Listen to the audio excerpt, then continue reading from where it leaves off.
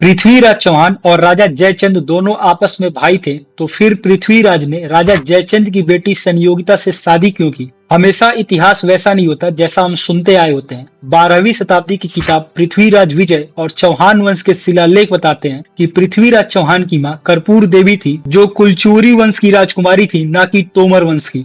इसका मतलब है कि ना तो उनकी मां और राजा जयचंद की मां आपस में बहन थी और ना ये दोनों आपस में भाई थे। पृथ्वीराज चौहान और राजा जयचंद की दुश्मनी पारिवारिक नहीं बल्कि एक राजनैतिक दुश्मनी थी। और दूसरी चीज, इतिहास में संयोगिता नाम की कोई राजकुमारी थी ही नहीं। इस कहानी का सोर्स है पृथ्वीराज रासो, जो कि कवि चंद्र बरदाई के नाम से जोड़ा जाता है, जो पृथ्वीराज के मित्र थे। लेकिन इतिहासकारों के अनुसार इस समय जो पृथ्वीराज रासो उपलब्ध है वो 12th सेंचुरी की ना होकर 16th सेंचुरी की है, और उसमें बार बार संशोधन किया गया है और बाद में इसमें कई काल्पनिक बातें जोड़ी गई और एक कवि की कल्पना को दिखाया गया है। जबकि पृथ्वीराज विजय में संयोगिता का नाम एक बार भी नहीं मिलता। और सबसे महत्वपूर्ण, क्या राजा जयचंद गद्दार थे?